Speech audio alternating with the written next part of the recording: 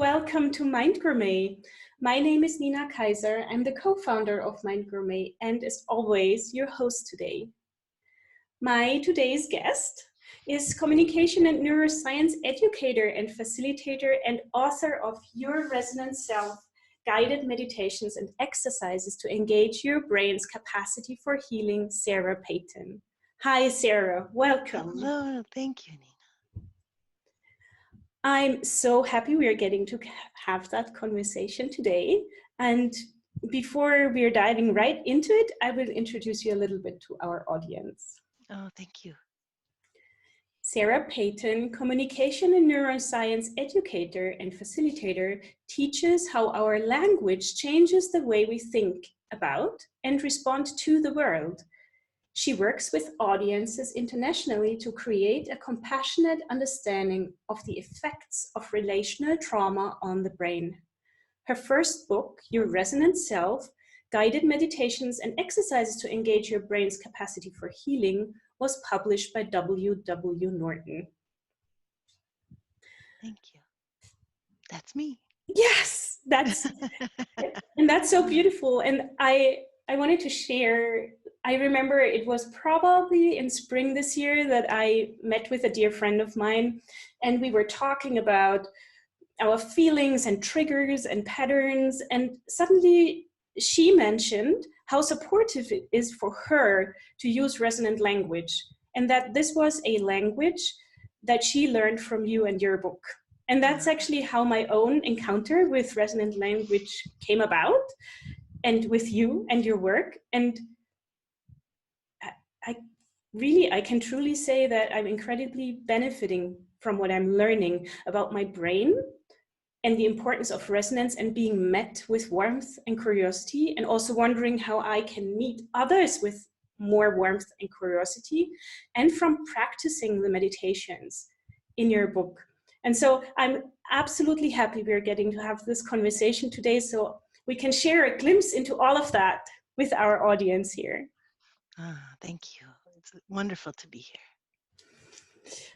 Would you share a little bit with us how you actually got to who you are and what you're doing today? What led you to to researching about resonance and warmth and curiosity and everything else?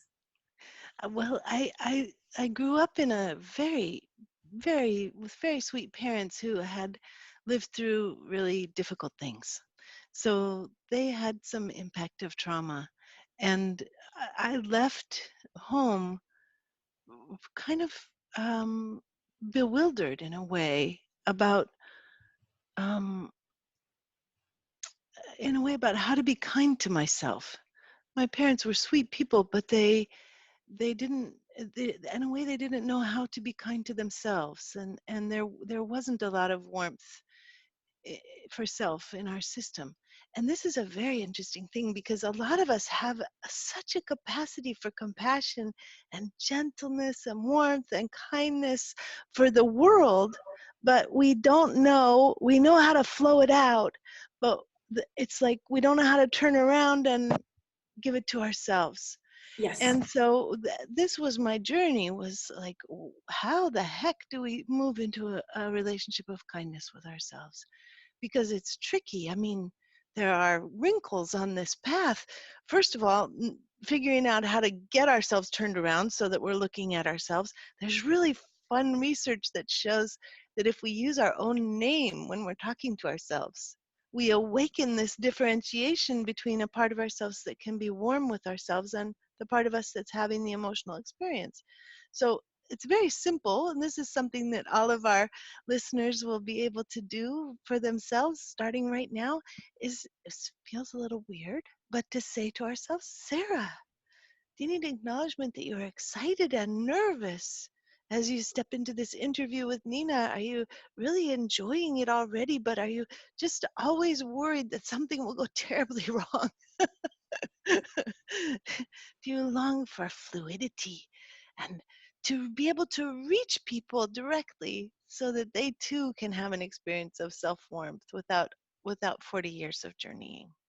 Yeah. So anyway, there we go. There's a little bit of resonant language for self, using my own name, which is one of these small things that we can do that really make a huge difference. And thank you so much for giving exactly that example, because you would just need to replace the word Sarah with Nina in this case, and we would describe exactly how I feel before I go in such a conversation.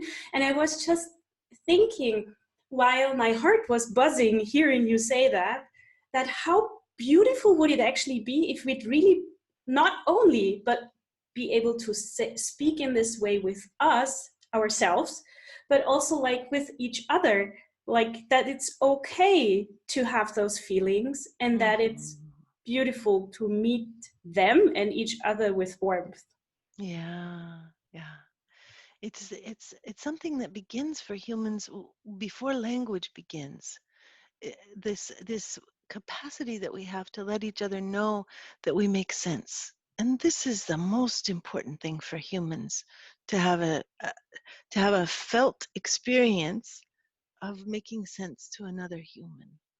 So it's very fun for me that you have a shared reality with me for what it's like to get on a show like this. And there's something settling for me knowing that it's a shared experience. Our nervous systems kind of automatically settle when we have a sense that we're known and that others understand us. And as I was saying, this begins very early. It begins pre-verbally. By the time that we're 18 months old, we have integrated the warmth and understanding of the people that are taking the most care of us. So we have, like, if a mothering person, doesn't matter what the gender is, if a mothering person is taking care of the baby, by the time and the mothering person is responsive, which means that their face has to move, their facial expression lets the baby know, oh yeah, of course you were startled right then. You know, it moves very quickly. It's very fluid, but there's this dialogue that happens between our faces that we don't even know about, that's already setting up this lifelong internalized feeling that we make sense. And then, of course, if we have a mom who's not able to let us know that we make sense, then we may meet somebody later. You and I may run across each other in our 40s, and we may make sense to each other. And then our brain will grow and support our immune system and decrease our cortisol. So it's kind of a hopeful message that we are eternally open for relationship. And to me, I feel like what I'm experiencing with you talking right now is what I would call this feeling of resonance. And it's hard to describe, but it's a real bodily feeling. It almost buzzes a little bit, Yeah. like it tickles me from the inside, or it showers me a little. And I feel, yes, I think like you described it before, the sense of a shared experience, almost like this might sound weird, but a little bit like, hey, we're all in this human life together, and it's on a very, very deep level, a shared experience for everyone.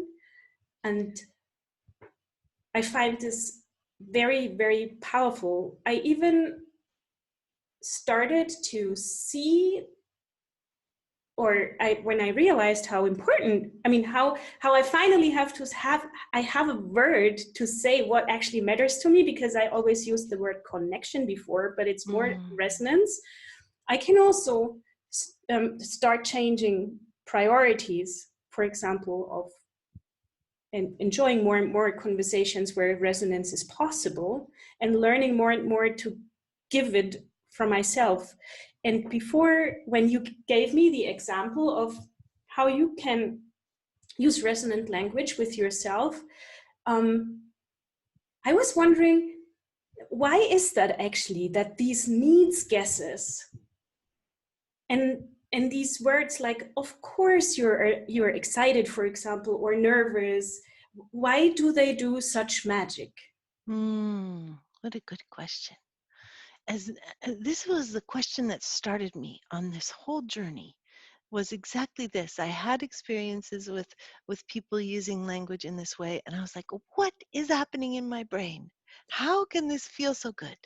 And Hmm. what I've pieced together so far is a sense of it is the sense that when we name feelings, when we give the right word to the feeling that we're having, then there's research from Matthew Lieberman at UCLA that shows that our amygdala begins to calm. So whenever we have a feeling, here's the brain. But Daniel Siegel's brain in the palm of the hand is very helpful for beginning to understand brain structure. In the brain of the palm of the hand, the forearm is the spinal column coming up to the brain stem, and then deep in there is the limbic system, which we're putting the thumb across to represent. And then we're curling our fingers down over the thumb. And here we have a model of the brain. Here's a brain. Here's the inside of the brain. The inside of the brain has the emotions. They come up from the body. And the amygdala's got these vibrations of emotion happening. And then, and we can see it on an MRI, it lights up like, lots of activity. And then when we give the right name to the emotion, then there's a calming in the amygdala. And it doesn't calm all the way, it only calms 50% of the way. But that's a starting point, is the starting point of actually naming the correct emotion. And we have such beautiful words for emotion, so many nuances. If we're angry, we might be angry, but we might be infuriated, or we might be frustrated, or we might be annoyed, or we might be enraged, or we might be livid. So there's all different kinds of words that begin to touch the actual lived nuance of our emotional experience. And then the next piece was the one that you asked about specifically, these beautiful needs guesses. Why um, when we touch on words like love and faith and community and trust and mutuality and connection and resonance um, and to matter, to belong, to be heard, all of these gorgeous, gorgeous kind of needs. Why are they so effective? And these are powerful medicine words. These are words that the research of Herbert Benson, the relaxation response, his research shows that dwelling in these needs, the work of Robert Gonzalez, where we dwell into the spirituality of needs. He's an NBC trainer that works internationally, who encourages needs meditations. When we meditate on these words, it decreases our stress response and it changes the epigenetic profile of the hypothalamus. These are magical medicine words. They change us, and when we anchor ourselves in them, we kind of get to be our very best selves, because we're letting ourselves be guided and grounded guided by and grounded in the things that matter the very most to us. It's mysterious, isn't it? Oh, it's fascinating. It's powerful. And one thing that I'm experiencing when I'm working, or when it's not work, when I'm like engaging with it, is that for me, it's way easier to feel that warmth towards myself when I listen to you during the meditations, Ah, compared to when I sit just with myself, maybe look in the mirror and speak to myself. And I'm wondering if, for on one like hand, that might be because I still need to grow more warmth for myself, and or if that is because I feel so much warmth from your voice when I play those recordings.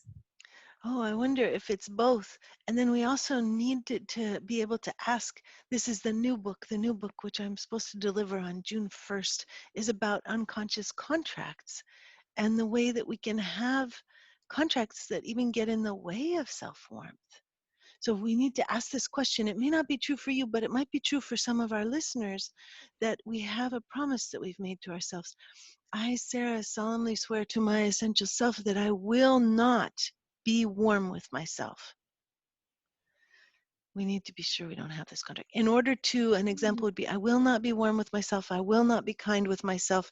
In order to, um, atone for having been a burden for my mother, for example, is the kind of thing we can hold without even knowing it, that there are these kind of deep relational needs that can be in the mix. And then the other thing that can be in the mix that stops us from having an easy warmth for ourselves, besides just habit and growing the new neurons and creating the permaculture garden of self-warmth, is trauma. Trauma will stop us from having warmth for ourselves. And so we can ask these questions. The book takes us through various explorations of ways that we can be impacted by almost like a need for integrity that Yeah. stops us from being warm with ourselves.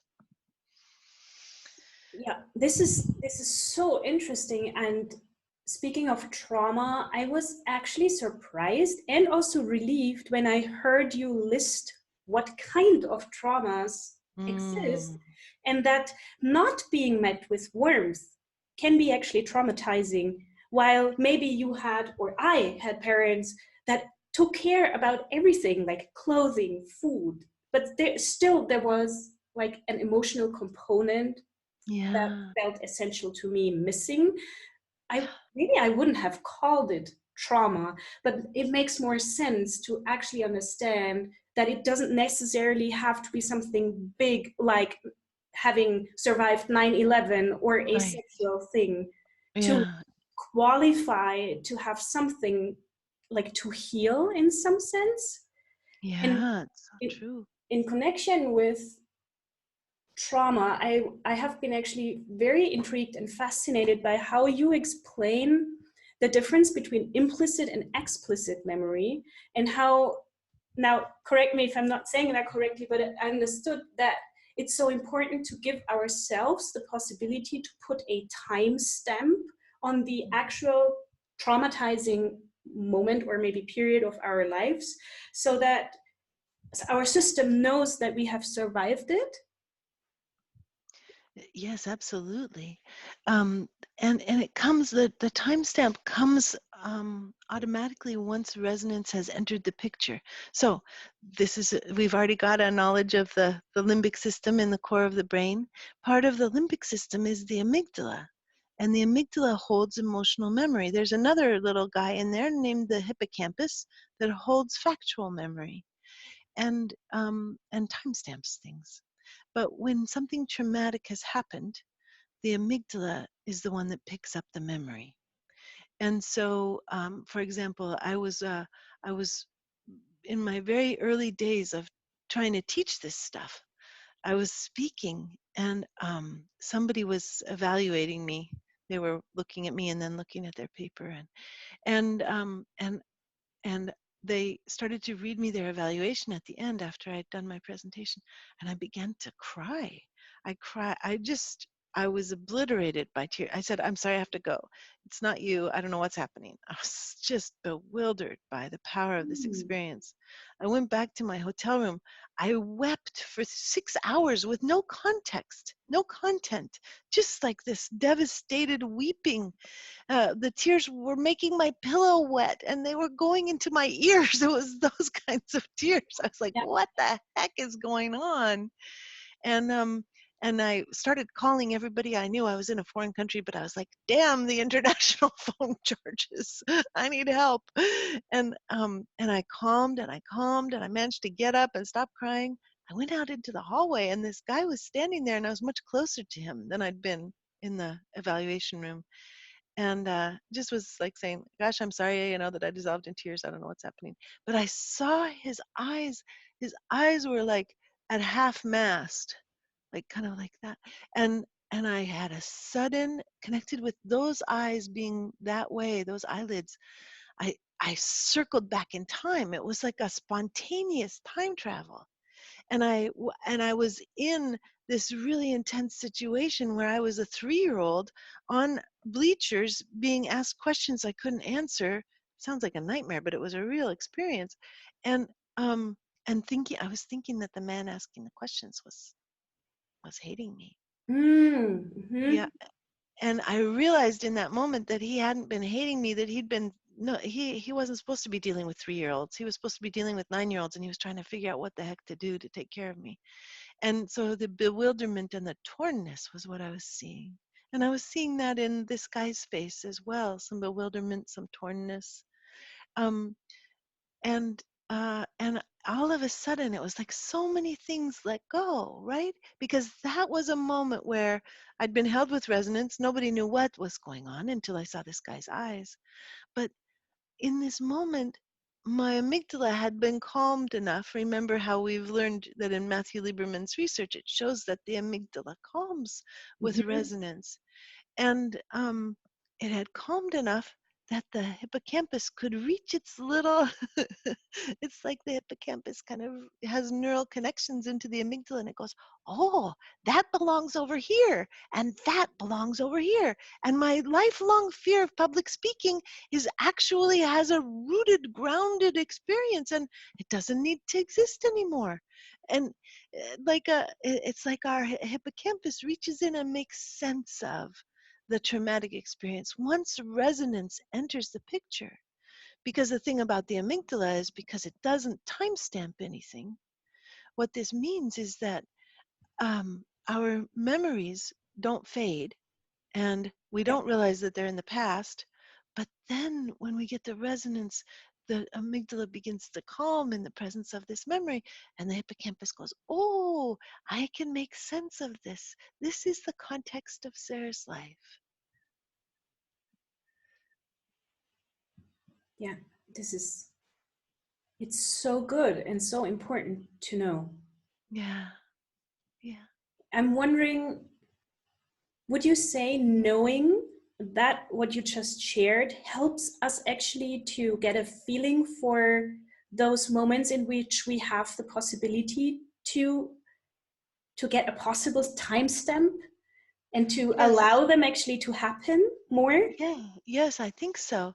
I mean, all of these little building blocks of skills that we're learning, through the meditations, which are for free on the website, yourresonantself.com, or by reading the book, or by coming to the online classes or in-person classes, all of these all of these little building block skills of self-understanding and self-compassion and treating ourselves with warmth and beginning to understand resonance and what is resonant language and what isn't resonant language and what moves us and heals trauma.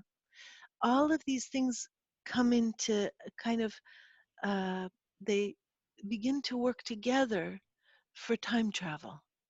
And then when we notice that we're in the presence of an intrusive memory, we have a whole new set of tools, a whole new possibility, being with ourselves or being with others. If we do session work, it's incredibly supportive to know that if somebody's got some sensation in their body in connection with a memory, it means it's available for healing right now. Yeah. Um, so new things become possible. We're no longer we're no longer at the same mercy of the past. Yep. And a strong feeling that I'm having is that it helps come out of the feeling of being a victim. In my case, especially to myself, like to my emotions, to my internal dialogues. And one one of the things that absolutely surprised me was when I did the first time the inner critic meditation. And Ah, so I kind of always blamed myself for having such a strong, mean inner critic. And when you made needs guesses for that guy or that girl, I just cried. And I just realized that this is actually really a part of myself that likes Oh, to be liked. So oh, I wanted to bring this up and to ask you about this wild thing called the inner critic and why it actually likes to be liked. oh. Yeah, so um,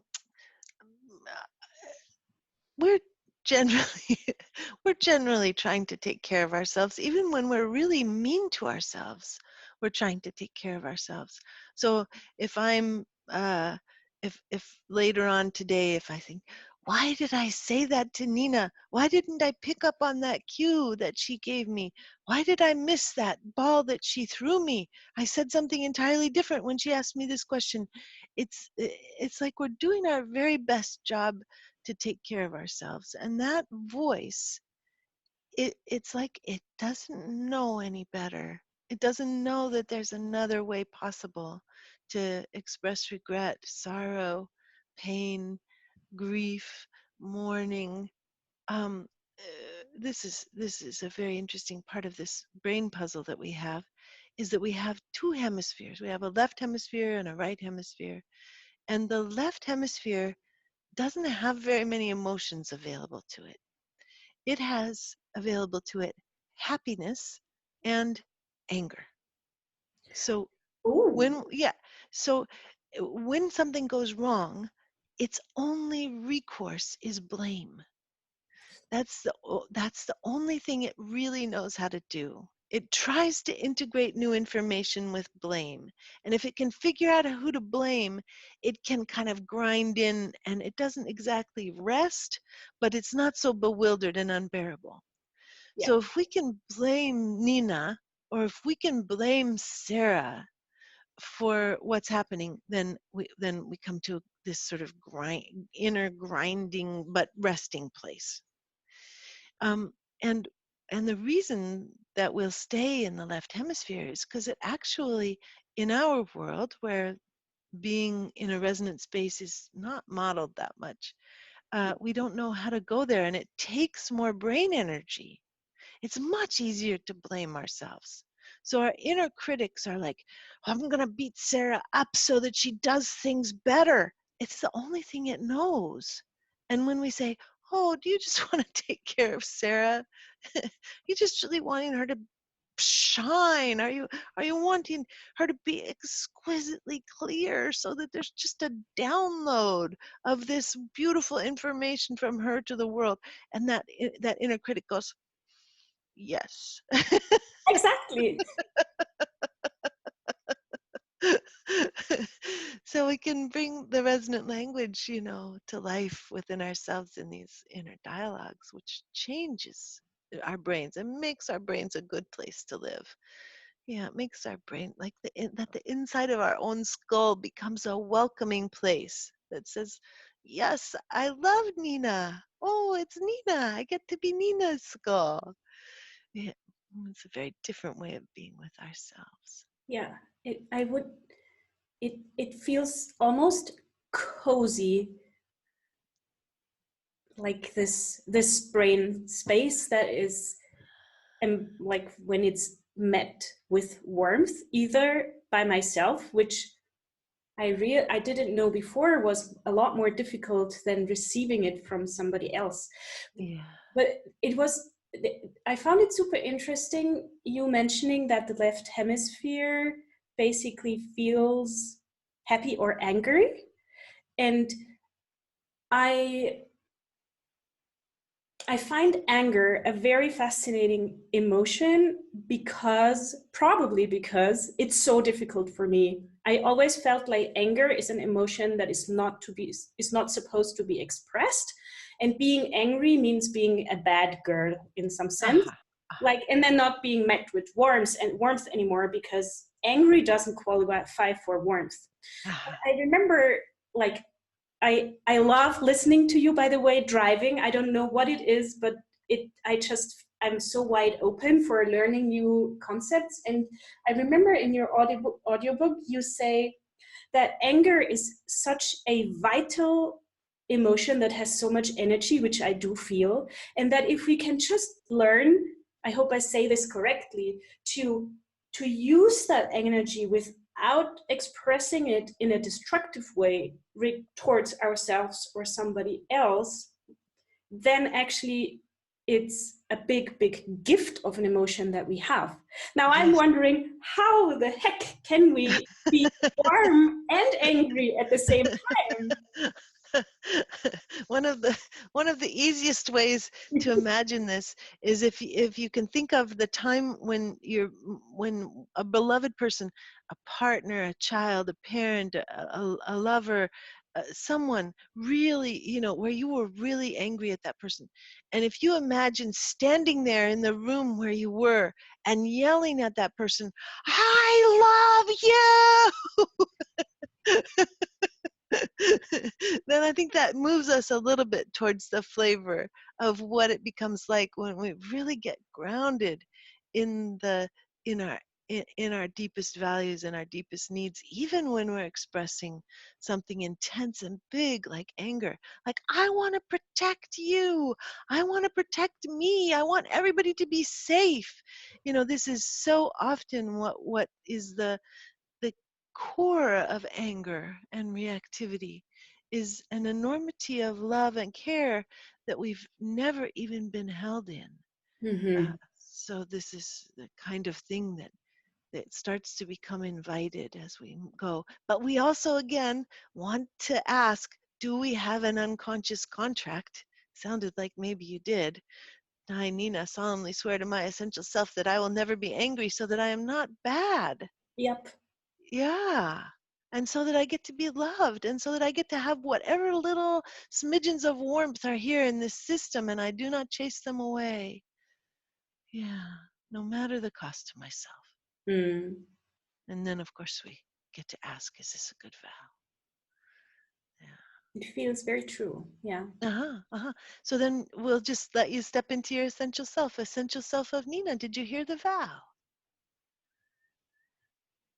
I did hear you speaking it out, and I did feel what it did with me hearing it. Mm. Do you want Nina to keep that vow? No. No. I'm imagining that you don't have a sense that her compressing and dismissing her own life energy leads to more love. Maybe I just got lost. I'm not sure. I would like not to keep it, but let it Yes, go. yes, yes, I wasn't sure if I said it correctly. yes. You did. Yes, yeah. And so, will you tell Nina, Nina, I release you from this vow, Nina, I release you from this vow, and I revoke this contract, and I revoke this contract. and instead I give you my blessing to. And instead, I give you my blessing to. What's the blessing that you're going to give Nina? What does she get to do instead of never being angry? I'm giving you the the blessing of being fully able to express yourself, even with your anger. And is it also a blessing to be grounded in love? Absolutely. Yes, and is it also a blessing to oh, there was something else that was tickling me. To know that you will be loved and accepted, even when you move into these intense places. That's the most precious gift, actually. Mm-hmm. Yeah. And then just come back to being Nina, leave the essential self. And I use the essential self as kind of a core essence of being. But come back to Nina and tell me, how is it to be you? How does your body do? I feel more. I have a more expanded feeling of myself. I Mm. feel less contracted in some sense. Ah, very nice. And that's exactly what these unconscious contracts do. They make us smaller and more objectified, more reduced to something static, instead of being the very fluid and emergent beings that we are. that have a wide range of emotional experience, and each of these swaths of emotional experience actually it holds life energy. And if we have to close any of them off, and many of us do, close off anger, men often have to close off fear, men often have to close off sorrow. They don't get to show that they feel ashamed or sad. Um, uh, Oftentimes, if we've had any kind of trauma around sexuality, we'll just close off our whole sexual circuit. And and of course, if we never experience a great deal of safety, then we'll even close off play, and play is not really available to us. And all of these circuits have life energy that's Mm-hmm. moving on them, and we are in a dance of being all of these things. We are responsive to the world. We are bodies in relationship with what's happened now, what's happened in the past, what we expect will happen in the future. Our bodies are the convergence zone for past, present, and future, and they tell us how it is to be human. Yeah. Mm. Yeah, it's And almost like the body has a language on its own. Would you say emotions are the language of the body? mhm. Emotions and energy, life energy, which which of course takes us toward that question about anxiety and depression. Yeah. Yeah, that when we experience anxiety, um, there are three main frozen states of anxiety. One of them is fear, if we've lived in danger. One of them is frozen rage, and Mm. one of them is uh, a frozen alarmed aloneness, uh, an alarm state of loneliness that can be frozen. Uh, there's a neuroscientist named Jaak Panksepp who was who studied the neuroscience of emotion, and what he found was that when and this, I'm bowing to our little animal cousins that we've used in research all through the 20th and beginning of the 21st century with sorrow and acknowledgement. But he did find that when we have anxious mice, that their anxiety is most likely to be either a fear anxiety or an alarmed aloneness anxiety. And that when he would give the mice that were anxious because they were afraid, when he would give them benzodiazepines, they would calm. And we have endogenous uh, benzodiazepines that flood us when we are released from fear. And when he gave the ones that had alarmed aloneness, opioids, then they would calm. And the opioids are a part of the care experience, the experience of being relationally connected. And we also have endogenous opioids that flood us when we have a sense of being connected. And so um, we have different kinds of research that speak to us about the possible flavors of anxiety.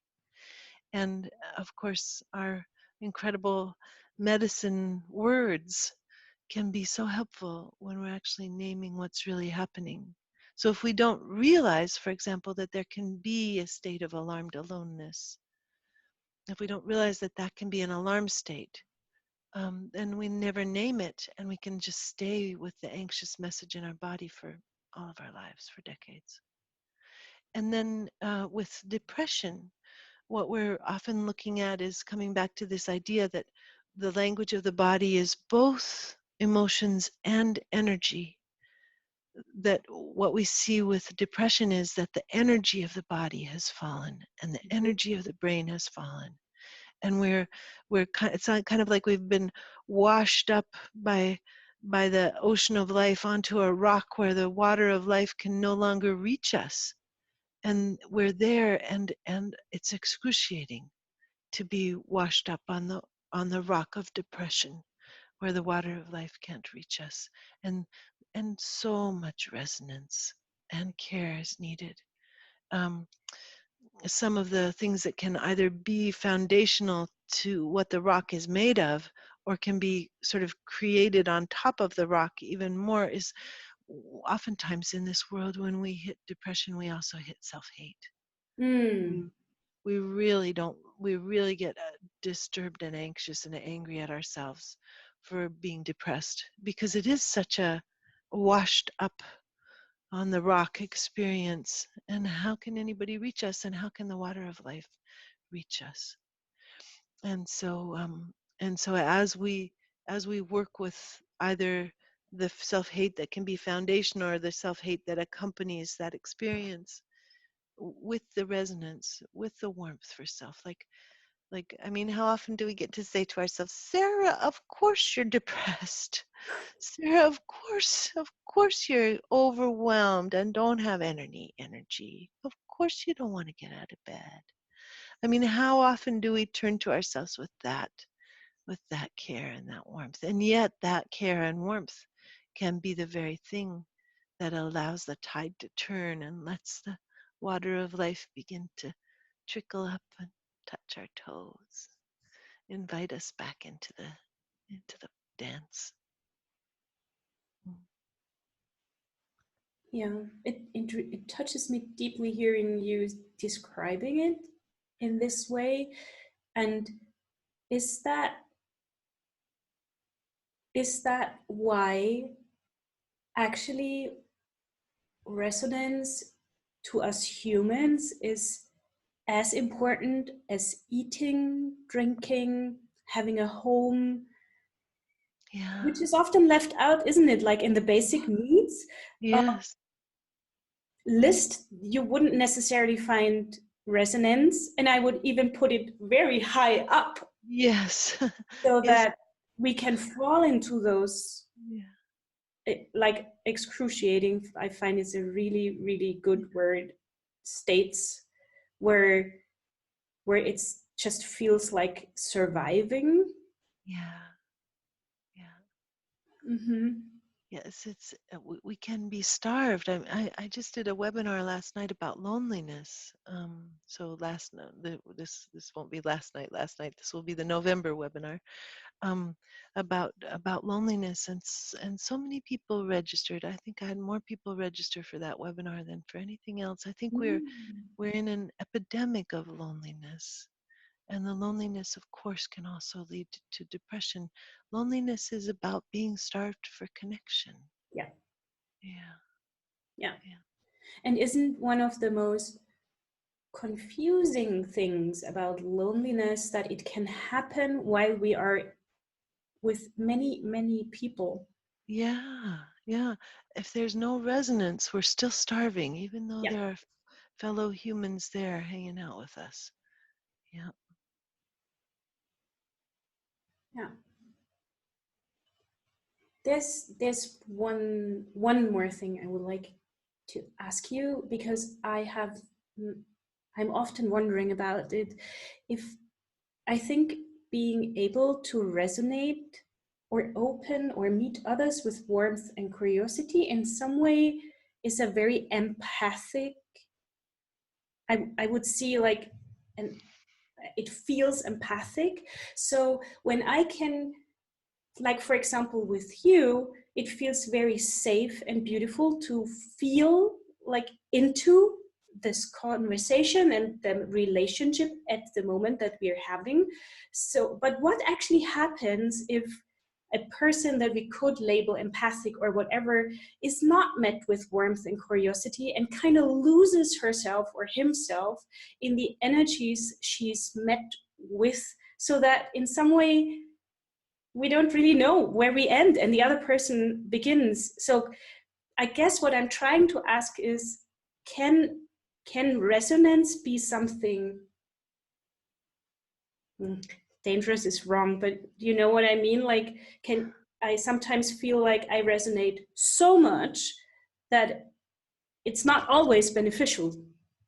That's a very good question. And my sense of this, in the way that I've been working with it with myself, is that we actually have many more contracts than we know, and that some of those contracts leave us open. That one of the ways babies try to balance the nervous systems in their family is with their own nervous system, is Mm. by accompanying our parents in their difficult experiences, which leaves us then with a contract to do it for everybody. And we don't need to have those contracts. I remember I was trapped in an airport, um, and there was a man walking very close to me who was very angry, and he was yelling into his cell phone. He was walking back and forth, like 15 feet in front of me, and I didn't feel like I could move easily.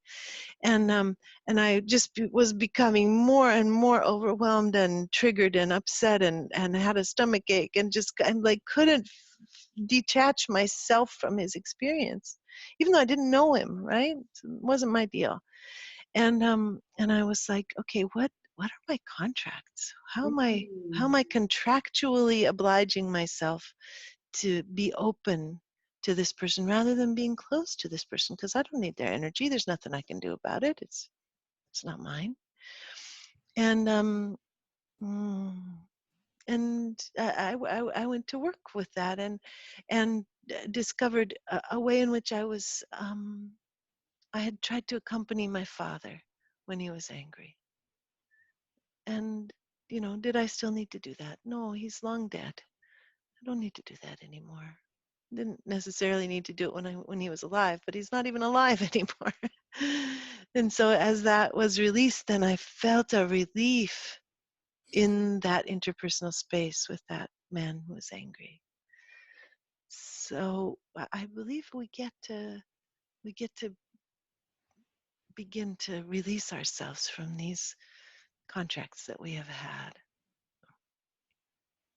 Yeah, How is it to hear this? it feels very true. Mm. Mm. Yeah, like a full body yes in some sense. Oh, very good. And I feel like I would already like to invite you back for another Oh, thank you. conversation I would love once your that. new book is out. And What did I, it's interesting. Even closing a conversation can feel, yeah, it's hard to describe. It's always almost like ending something that's very beautiful.